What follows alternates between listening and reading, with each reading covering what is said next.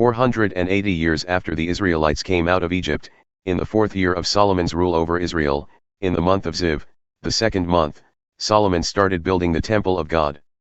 The temple that King Solomon built to God was 90 feet long, 30 feet wide, and 45 feet high. There was a porch across the 30-foot width of the temple that extended out 15 feet. Within the temple he made narrow, deep-silled windows. Against the outside walls he built a supporting structure in which there were smaller rooms. The lower floor was 7.5 feet wide, the middle floor 9 feet, and the third floor 10.5 feet. He had projecting ledges built into the outside temple walls to support the buttressing beams. The stone blocks for the building of the temple were all dressed at the quarry so that the building site itself was reverently quiet, no noise from hammers and chisels and other iron tools. The entrance to the ground floor was at the south end of the temple, stairs led to the 2nd floor and then to the 3rd. Solomon built and completed the temple, finishing it off with roof beams and planks of cedar.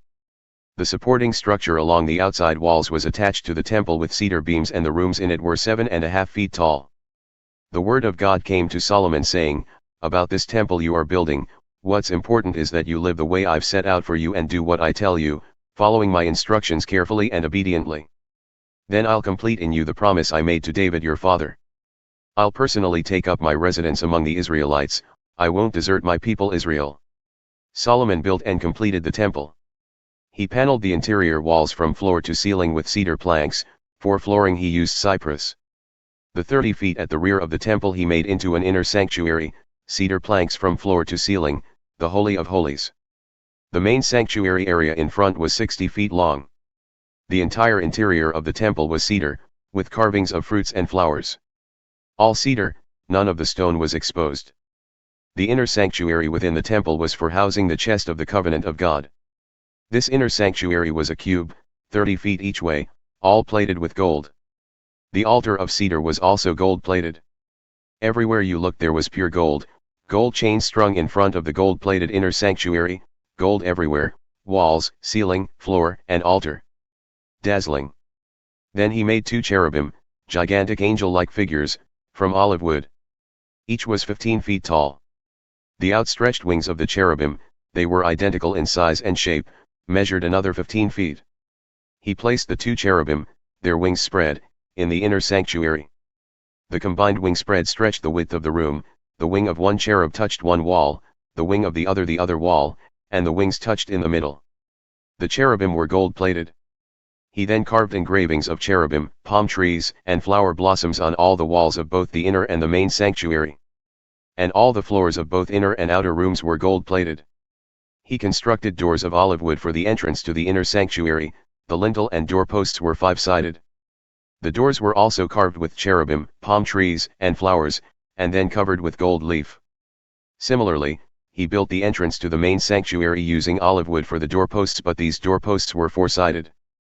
The doors were of cypress, split into 2 panels, each panel swinging separately. These also were carved with cherubim, palm trees, and flowers, and plated with finely hammered gold leaf. He built the inner court with 3 courses of dressed stones topped with a course of plain cedar timbers. The foundation for God's temple was laid in the 4th year in the month of Ziv. It was completed in the 11th year in the month of Bul, the 8th month, down to the last detail, just as planned. It took Solomon 7 years to build it. It took Solomon another 13 years to finish building his own palace complex. He built the palace of the Forest of Lebanon 150 feet long, 75 feet wide, and 45 feet high. There were 4 rows of cedar columns supporting 45 cedar beams, 15 in each row, and then roofed with cedar. Windows in groupings of 3 were set high in the walls on either side. All the doors were rectangular and arranged symmetrically. He built a colonnaded courtyard 75 feet long and 45 wide. It had a roofed porch at the front with ample eaves. He built a courtroom, the Hall of Justice, where he would decide judicial matters, and paneled it with cedar. He built his personal residence behind the hall on a similar plan. Solomon also built another one just like it for Pharaoh's daughter, whom he had married. No expense was spared, everything here, inside and out, from foundation to roof was constructed using high-quality stone, accurately cut and shaped and polished. The foundation stones were huge, ranging in size from 12 to 15 feet, and of the very best quality. The finest stone was used above the foundation, shaped to size and trimmed with cedar. The courtyard was enclosed with a wall made of 3 layers of stone and topped with cedar timbers, just like the one in the porch of the temple of God. King Solomon sent to Tyre and asked Hiram, not the king, another Hiram, to come. Hiram's mother was a widow from the tribe of Naphtali. His father was a Tyrian and a master worker in bronze. Hiram was a real artist, he could do anything with bronze. He came to King Solomon and did all the bronze work. First he cast 2 pillars in bronze, each 27 feet tall and 18 feet in circumference. He then cast 2 capitals in bronze to set on the pillars, each capital was 7.5 feet high and flared at the top in the shape of a lily. Each capital was dressed with an elaborate filigree of 7 braided chains and a double row of 200 pomegranates, setting the pillars off magnificently. He set the pillars up in the entrance porch to the temple, the pillar to the south he named Security, Jachin, and the pillar to the north Stability, Boaz. The capitals were in the shape of lilies. When the pillars were finished, Hiram's next project was to make the sea, an immense round basin of cast metal 15 feet in diameter, 7.5 feet tall, and 45 feet in circumference. Just under the rim there were 2 bands of decorative gourds, 10 gourds to each 1.5 feet. The gourds were cast in one piece with the sea. The sea was set on 12 bowls, 3 facing north, 3 facing west, 3 facing south, and 3 facing east. The bowls faced outward supporting the sea on their hindquarters. The sea was 3 inches thick and flared at the rim like a cup, or like a lily. It held about 11,500 gallons. Hiram also made 10 washstands of bronze. Each was 6 feet square and 4.5 feet tall. They were made like this, panels were fastened to the uprights. Lions, bulls, and cherubim were represented on the panels and uprights. Beveled wreathwork bordered the lions and bulls above and below.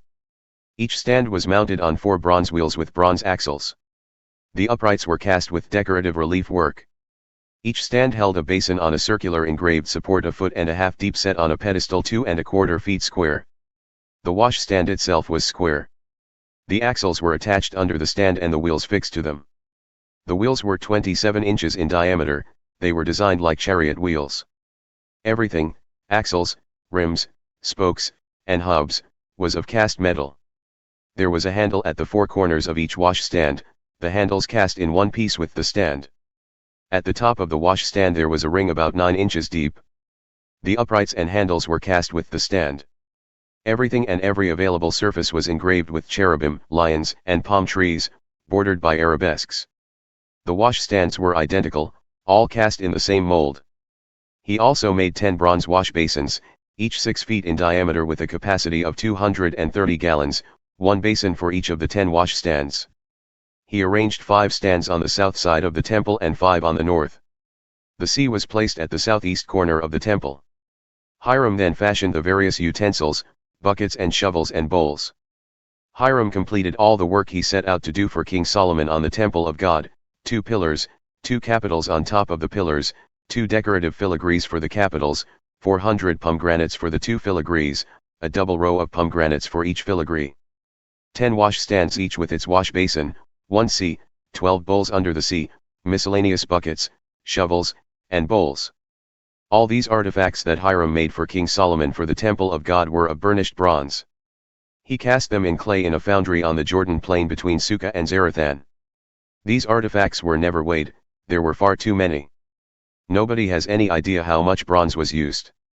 Solomon was also responsible for all the furniture and accessories in the temple of God, the gold altar, the gold table that held the bread of the presence, the pure gold candelabras, 5 to the right and 5 to the left in front of the inner sanctuary, the gold flowers, lamps, and tongs, the pure gold dishes, wick trimmers, sprinkling bowls, ladles, and censers, the gold sockets for the doors of the inner sanctuary, the Holy of Holies, used also for the doors of the main sanctuary. That completed all the work King Solomon did on the temple of God. He then brought in the items consecrated by his father David, the silver and the gold and the artifacts. He placed them all in the treasury of God's temple.